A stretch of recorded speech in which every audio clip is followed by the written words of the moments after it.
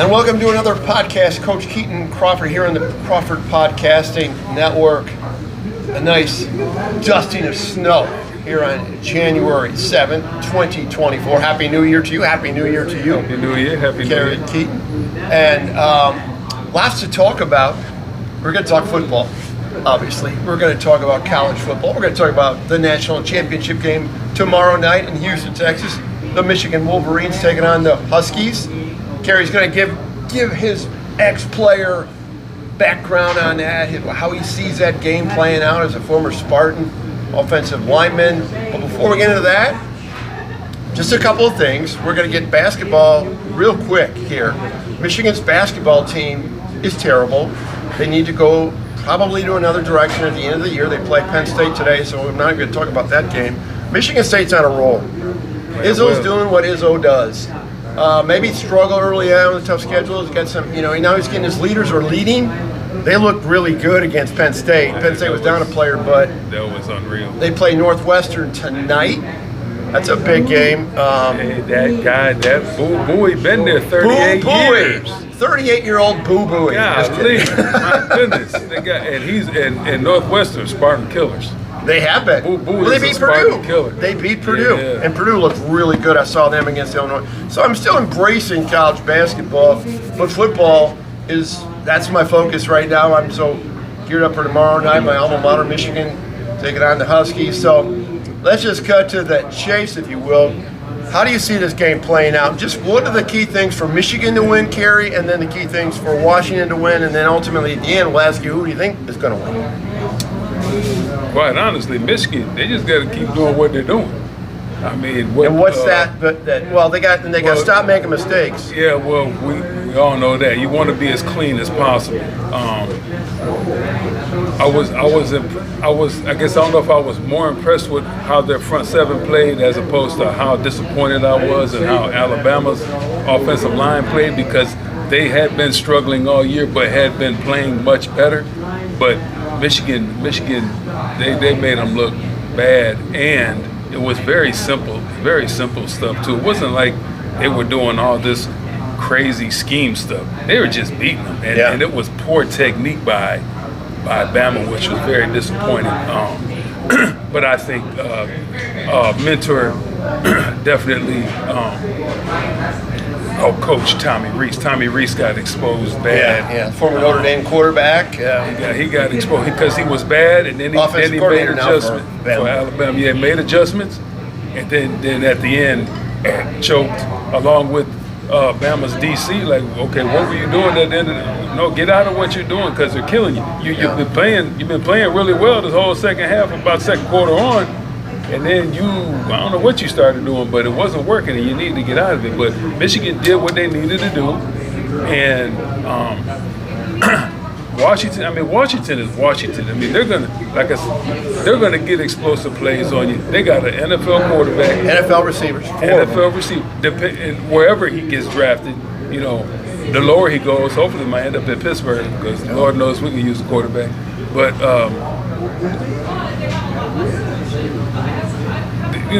They're going to get theirs. It's indoors, perfect track. I think, but the thing is, Washington, they say how bad Washington's defense is, but they are typical, like a older Michigan State, not as aggressive though, but bend but don't break kind of thing. Try to hold people to field goals. Yeah. Keep them out of the end zone. We'll let you go between the 20s, but when you get inside the 20, we'll stop you. Right.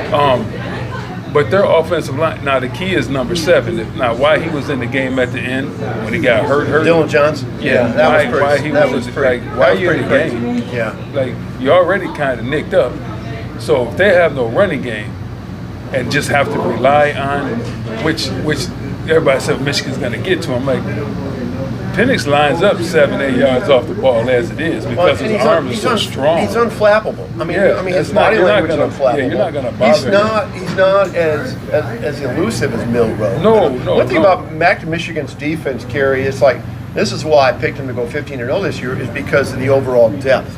They wrote to Rashawn Benny got hurt, and so he wasn't even part of that rotation. They still went 7 on that rotation. And this has been the magic formula for Ohio State under D-line coach Larry Johnson. Absolutely. Get guys who can move, bodies, and rotate them in. They're always fresh. Always fresh. Look at Mason Graham in overtime. Mason Graham making plays. Made a play. Blowing up And plays. that was, but see, it's like the hockey line. Yeah. I need you to go in there. Very good for analogy. 2-3 plays. Yep. And come out, I'll give you a blow. Yep, give it all you got. Everybody's going to get 30, 40 plays. But when you get in there, you're going to be so fresh, you're going to be able to go in there and make a play. One starter of that front 4 was on the field on that final play. Chris Jenkins was over on the sideline. That's how good team. Works. That's how that depth, No that Michigan question. overall depth. And that's why up until and Michigan has done that. And we used to say that the last 10, 15 years, like how can why is Alabama, why is Georgia, why is all SEC? I said because their 2s are better than the Big Ten's 1s. They had 19. Most of 75% of the team is 4 and 5 stars. Michigan's got 2 5-stars. Washington has 0 5-stars. So you got 2 teams that don't have that Georgia-Alabama extraordinary level of talent, but good players. Absolutely. I mean, obviously they're playing, and Washington, Washington. That ending, that last 3-4. That's a prime example of you got your foot on their neck. You got to finish the game. Put the foot and you choke them out. Making stupid at on the punt. On the punt. Why are you even interference on running into the guy? running into the punt receiver. But I want the ball at the end. Yeah. I want to be taking a knee. Oh yeah. So I'm going to get the first the best play in college football. And they've been doing it all year. Yeah. Going for 3rd, 4th downs on their own 30-yard line, that kind of stuff. So it was like, no, you need to play to win the game. Yeah. You're playing to get to the national championship game. Yeah. But they didn't, and almost messed around, and Texas almost got them. But I couldn't even really tell you. I think it could be again like last Saturday. Oh, it's a 4th quarter game. It's probably a has final that ball possession last. game. But I know this much: if Michigan does not want them to have the ball at the end, because they have too many good people that can make plays. Because like we always say, I got 5 people that can run a route. You don't have 5 people that can cover. Right. Because the only way you can do that is if you took all your linebackers out and put 5 DBs in the game. You just can't do it. So I'm going to find a mismatch, and I'm going to do. Plus, they've been doing it all season long. So, Washington magic formula is, and all the pundits have been saying this: number of possessions, keep number of possessions to Washington in single digits. Don't get them into 11, 13. Get them into 9, 7, whatever. Because like I said last week, Alabama's best offense or defense. I got to figure out how to say that. Yeah. Number 9's got to be over on the side. Number 9, keep number Penix 7 on the bench, and number 1. Long drives. All those guys. Keep them watching. You need to have. Michigan needs to have. I don't know, 8 to 10 play drives. There's no chewing question up about 6 to 7 minutes. No minimal. question about it. And in my opinion, on metrics, I think Michigan's got to get to win this game. Get 220 on the ground, minimum. 220. Now, which I think will. Texas got a $180. Texas got a $180. Yeah, but they had to throw it late. They had to throw it a lot more. That's true. So they got behind. They had to. If Michigan can stay with, if they stays close, they can continue to run the football. One, I think Edwards has to get more touches. Yeah. He has to get more touches. Yeah. And the big guy, 53, he held up more than I thought he would. I don't think they. Trente Jones. Yeah, I don't think they did enough right tackle. That side, but. And I don't think that Michigan used the tight ends very well. They did. How they were using them is not how they've been typically. Look what they did against Michigan State. I'm like, no, we need to get the play action. But that's because you got to be able to run the football. Yeah. And they struggle. They got to run the football. And so I think that's a key element. Nice. And then as far as back to Michigan's defense, it's, the edge rusher, that's the normal thing to think about. They got it. It's like we talk about this a lot. Pressure up the middle, which always agitates Tom Brady the most. He doesn't he doesn't like a dirty pocket up the middle. He wants it clean, and he gets agitated. And when you look at I've looked at a lot of the games on YouTube of Washington, and Michael Penix Jr. has not had a lot of pressure up the middle yet. Because they're good. When we built the offense at Everett, my biggest guys played center, well, mostly guards. Yeah. I need the big, because I need that front part to be clean. Yeah. For whoever's the quarterback. Keep the other guys are clean. going to rush upside, so we can step up and go this way. Yeah, you you always can't- tell the quarterback, and I see when I watch these guys all the time, these quarterbacks, they boom, and they run. I'm like, no, you have to step up and then go that way. I know. If you just run this way, then whoever's chasing you is running that way too. Yeah. But if you step up and go, they're behind you, and you have the clear vision in front of you. So we'll always put my big guys Right up front. right. I need this look area at Georgia's, clean. Look at Georgia's defense 2 years ago in particular. They just blew up Michigan's offense. Oh, that was Up NFL. front. Those were NFL people. Carter all up day. front. Oh my God! I mean, that was just, and that's how you discombobulate Michael Because I'll Penix still Jr., say if that's possible. I'll still say when they went to the whole Florida State and they screwed them out or whatever, it still probably, in my opinion, should have been Georgia. Because Alabama beats Georgia out of familiarity. Because they play each other all the time, so they're But not the CFP used to- committee weighs conference championships. Absolutely. And you say that, but then Florida State didn't get in. Well, I understand that. I So understand. They contradict themselves through that whole thing. Absolutely. It's like, yeah, but whatever. what I was doing was taking the Georgia or Alabama. Oh, yeah. Absolutely. Sure. Yeah. So anyway, well, it's going to be interesting. It's going to be. I tell you what, I it can't just be hope more for- heart-stopping for Michigan fans, self included, at Rose Bowl. Like, they lost that game a million times, and they won it back They a won million it. and one times. Like, Absolutely. it was, and one thing I've always said about college football and college basketball. It's the mistakes that make it exciting. Because in No the question. NFL, it's so precise, Well- so precision-driven, that it gets kind of almost Gets boring. Yeah. And that's what I said. I was talking about, did you hear the people that talking about, look, well, only reason Alabama was in the game because we muffed them. Okay, well, only reason Michigan was in the game is because the center kept snaps. snapping the ball Yeah. to wherever the It's now in the transfer because the two, going to Ohio State. Go figure that. Is that for sure? Wow. So the one drive he had, the two bad ones, they were driving. But Yeah. the key one was at the end. Well, They the were overtime. driving. Yeah. No, before that. Oh, yeah, the that last one. Oh, drive. yeah. And Yeah. when they got, I said, and I was telling my wife, I'm like, if Alabama cannot afford Negative plays. to be behind the Yeah. sticks, Yeah. they got to stay ahead. And for most of the second half, they were, even though it was a couple of whatever. But that last drive, they were going down to put themselves up at least 3, make a 10-point lead, Right. which basically wins the game. Yeah.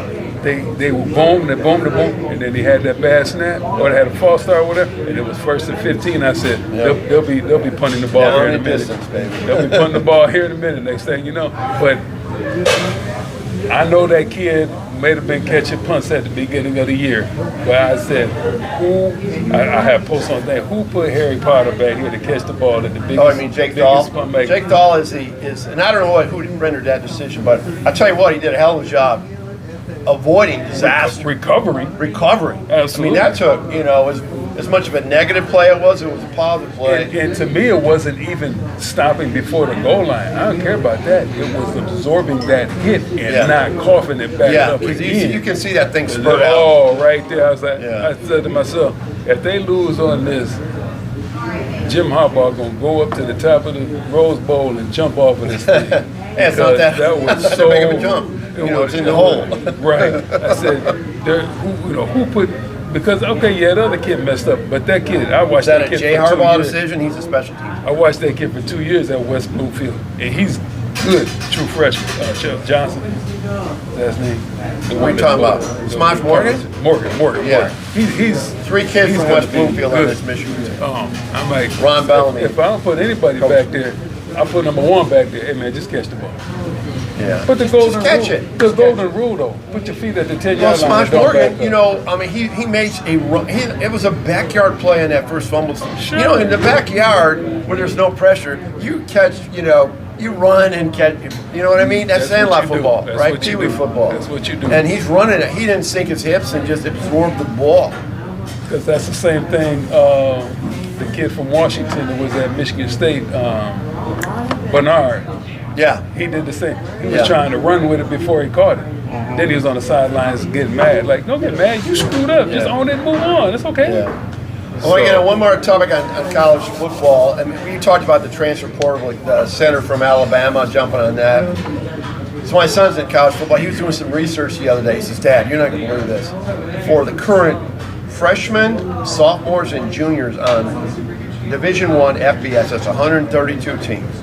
That number of teams.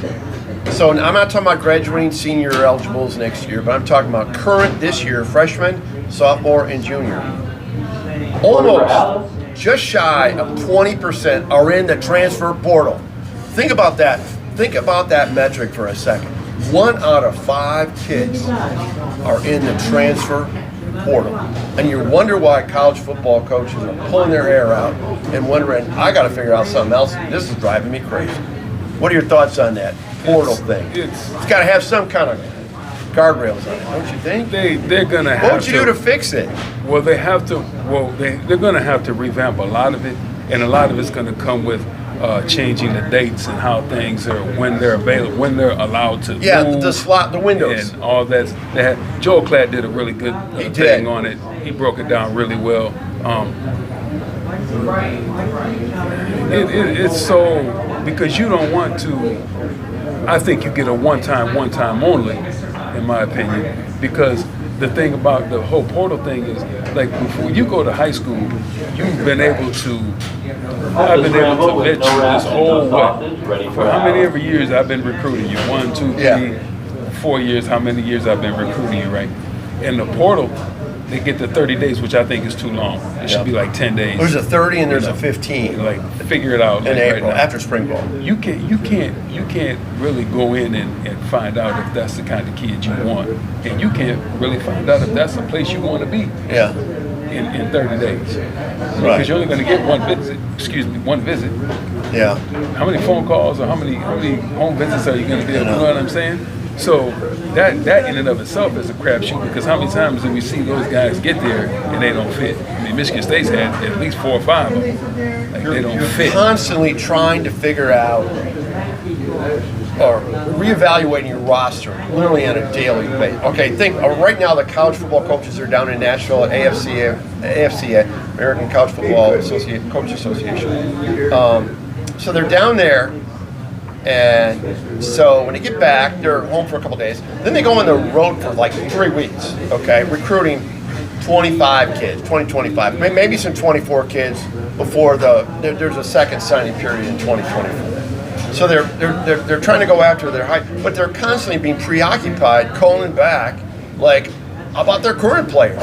Are they happy? You have to recruit your own players on the phone all the time. So you're basically on the road with your mindset at home. That's insane. It's really unfortunate, and I was really unfortunate to hear Kirk Herbstreit talk about how they need to get rid of the other bowls and stuff. And you know me, I'm a bowl guy. It was really disappointing, because besides the fact that, like I already talked about how all the ancillary people get to go and enjoy the bowl games. So those bowl games provide so much for charities and all the other stuff, travel experiences, and the money that they bring to their communities and what. And I was like, if it's not coming out of your pocket, why do you care? Why do you care? Well, I know there's a big deal. I think purists and that used to watching bowl games. I mean, you look at the Outback Bowl, Citrus Bowl. Back in the day, back 5-6 years ago, and prior to that, they were a packed stadium. And now they're in. And then you look at one of the New Year's Day 6 games, the Fiesta Bowl. Now you had an awkward matchup: Oregon versus undefeated Liberty. Did you see the crowd shout of that from a drone? I mean, there was probably, it's another one of those typical high-end 65,000, 70,000 seat stadiums indoor, and there was probably 15,000, maybe 20 at most, and it was sad. It was, And that was Oregon. Yeah, that was Oregon, and then you got so many guys opting out. I want the bowl. I'm with you on the bowl games, but and now you got the 12-team playoff. Maybe there's some cleansing a little bit. Some bowl games maybe not matter if they don't get the sponsorship monies, but. I don't know. I'm just trying to figure out how to make those other whatever, that would be 30 bowl games. Because there's 42 bowl games, 84 Well, teams. the first games of that playoff are at home stadium. Yeah. So they're not bowl games. So they're not bowl games. I don't even know how many bowl games are going to be out of the mix. I think the quarterfinals, are quarterfinals, and then the semifinals, and the final. And the final game is by itself anyway. Yeah. So that's what? People seem to think that just because they're going to this playoff, that players aren't going to opt out. If somebody had did it, but I had the paper, I forgot, I meant to look at it again. If Georgia, say, playing Liberty in that first round, opt out for that game. there's people going to opt out for that game. Yeah, they're going to just sit there. They'll be there. I'm not going to play in this one. Or but they could temporarily opt out. They could be dressed, but not. Sure, like the quarterback was from Georgia. Like, okay, he played Liberty and then came on and other game. Yeah, but like, okay. We had Arch Manning in Texas. I'll be here just in case. Yeah. And then, that's true. And then. Well, that's part of the strategy. Sure. Yeah. Why would I put myself at risk But against Liberty? there's nothing wrong with that. But at least they're still engaged on the team. They're in pads. But I'm saying, you talking that people are complaining about opting. Well, okay. They're still opting out. They're still not going to play. I'll tell you what. You got a lot of time to figure this thing out. Okay. Go. All you smart people, all in intercollegiate athletics, figure it out, because you got a great product that's bringing in more money than it ever has, and its popularity is high. That's what's really. But I said years ago when they started bringing Title IX, I'm like, you need to take football out of the equation. Period. It doesn't belong in the equation. It's the outlier. Yeah. It's the only team that has 1 million people on it. Yeah. Everybody else got 12 to 15 or maybe 30, whatever. Just take football out of the picture, period. And then because it does not mesh. It doesn't fit. Yeah. It doesn't fit with anything Right. you're trying to do. Because especially like with Title IX, because you start talking about the numbers. That's why like Purdue can have 1 million guys on their team because they got 75% men that go to Purdue. Yeah. Because of the engineering and all that. So. They have an advantage to how many males they can have playing sports because. Are you profiling engineering students at Purdue University? Just saying, when Michigan State and Michigan have to look at them ambitions and make sure they're 50-50 so we can do, you know what I'm saying? Yeah, but I know what you're saying. It's going to take it out of the picture. We're still going to make the money and help the other programs. I mean, obviously you have to. You make 15, 20 million for a bowl game. Yeah. You got to share the wealth with everybody else. Yeah. Spend the money on your Olympic sports. Yeah. And get them up to par. But you got to take football. Football has to be over here by itself. Yeah. And just let them do whatever they're going to do. And that's what Kerry Keyton and I like to do. Be over here by ourselves. Over here by the fireplace. Yeah, by the fire. Grand Traverse Pie Company. Sunday mornings we're here. And want to invite everybody to come out. We're typically here about 9 o'clock. You want to come out and join in? Hey, maybe participate. Who knows? I mean, we'll get the cheering section. Yeah, absolutely. So think about that. They got great food up here. Oh my God! And for you seniors like me, a buck for a coffee. That's why there's so many seniors back in here. Typically, okay. Corner of Rain River, Hagedorn, Stone's Throw away from Michigan State University. His alma mater, former Spartan Kerry Keyton, Tom Crawford. Again, Happy New Year. And we'll talk to you after sometime very soon, definitely next Sunday. And after the big game tomorrow. We'll have to be evaluating what happened Monday night in Houston, Texas. Until that time, have a great Sunday. Go green. Go blue.